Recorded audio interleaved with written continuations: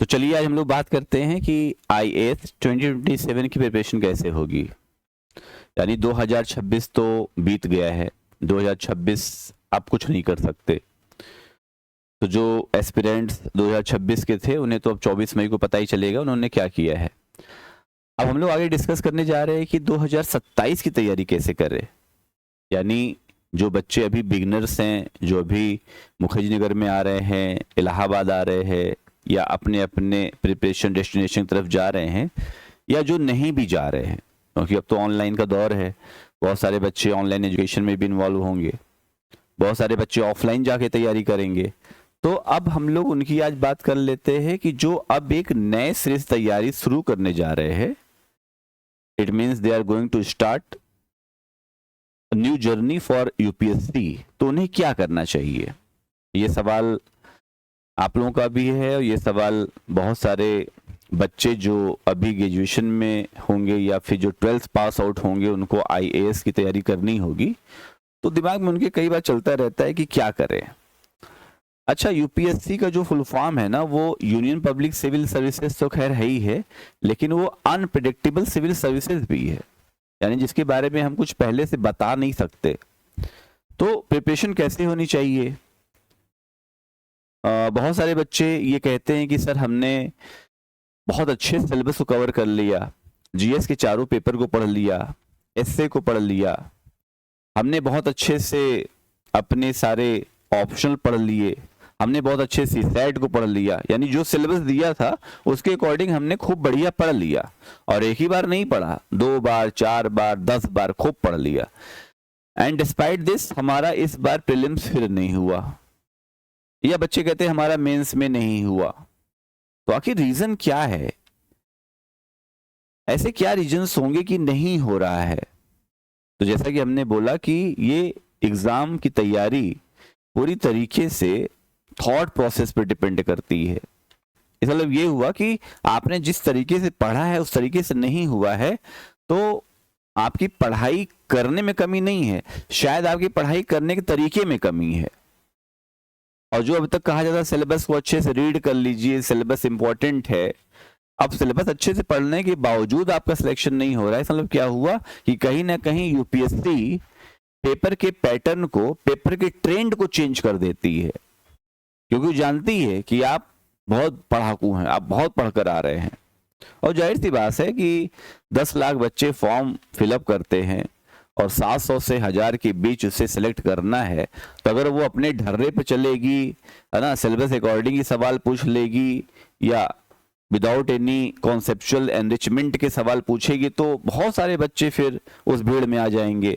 और शायद यही वजह है कि IAS प्रीलिम्स में 40 से 45 सवाल सही कर लेने पर आपका प्रीलिम्स क्वालिफाई हो जाता है। यानी यूपीएससी इस बात को बहुत अच्छे से जानती है कि बच्चे हमारे सिलेबस को बहुत अच्छा से पढ़ेंगे, तो क्यों ना उनसे हम कुछ ऐसा पूछें जो शायद वो नहीं पढ़ रहे हैं या फिर शायद उस दायरे में जाकर के नहीं सोच रहे हैं।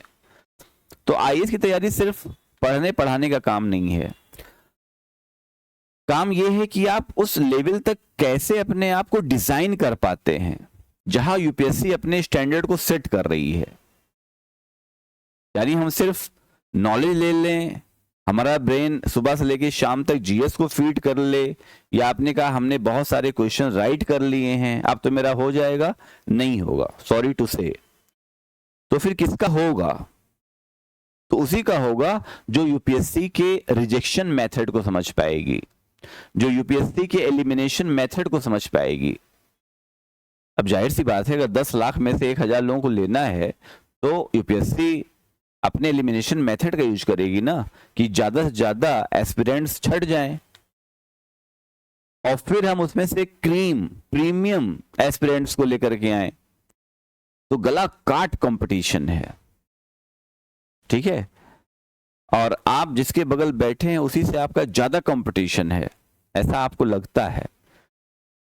वास्तव में आपको कंपटीशन उससे है जो आपको दिख ही नहीं रहा है। मैंने इसके पहले भी कई बार बताया है कि आपके साथ वे कंपीट कर रहे होंगे जो पहले से एग्जाम क्वालिफाई कर चुके हैं।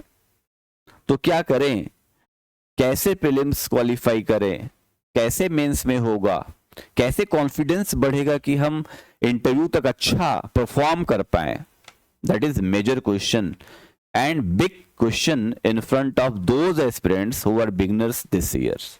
तो आज मैं जो तैयारी कर चुके हैं उनकी बात थोड़ी सी कम करूंगा, जो 2027 के लिए तैयारी करने जा रहे हैं उन पर हम डिस्कशन करेंगे। तो चलिए डिस्कस करते हैं पॉइंट टू पॉइंट। तो पहला तो ये है कि एग्जाम का पैटर्न आप सभी लोग बता दूं।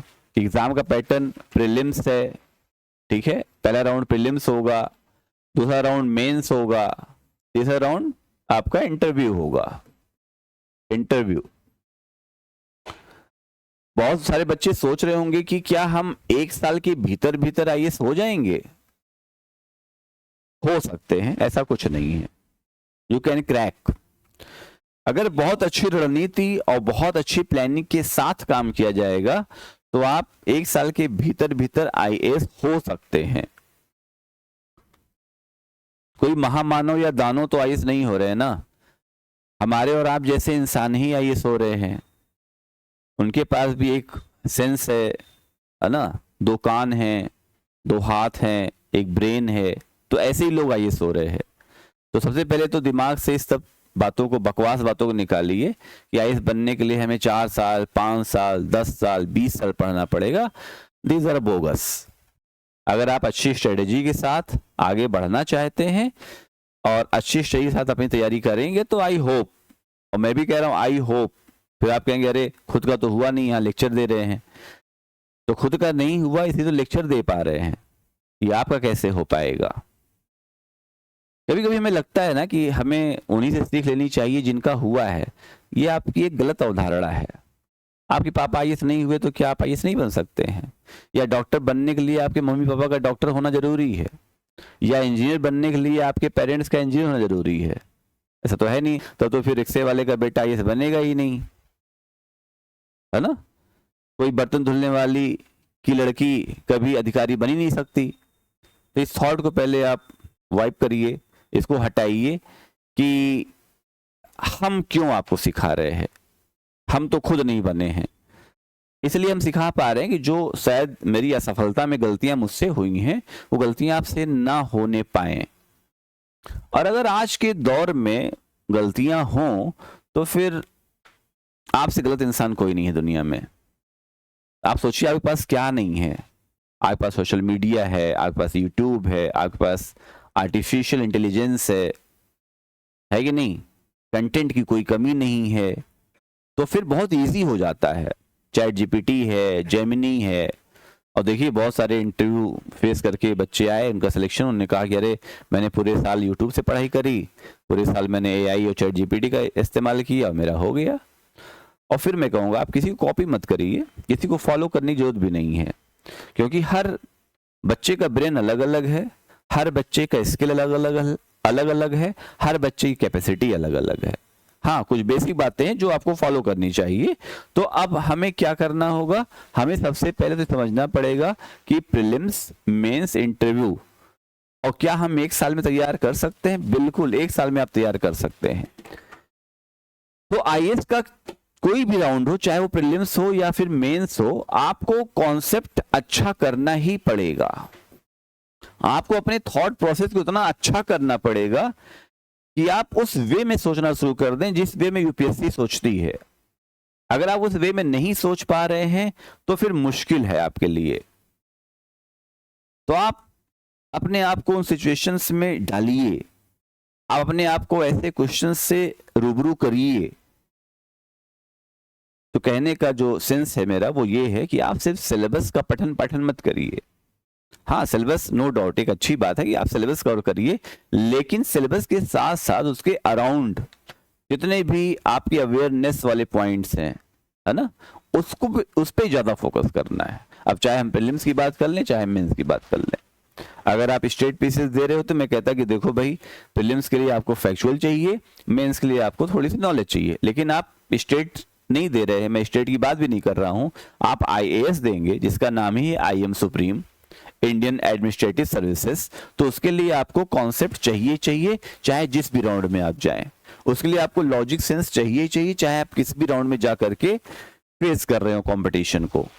ठीक है, तो सबसे बढ़िया सुझाव मेरा यही है आईएएस 2027 के एस्पिरेंट्स को कि वो अभी फिलहाल बेसिक बातों को अच्छे से सीखें और साथ साथ अपने आप को शुरुआती दौर से ही उस सिचुएशन में अपने आप को इंडल्ज करना शुरू करें कि अनप्रेडिक्टेबिलिटी कहां से प्रेडिक्ट हो सकती है।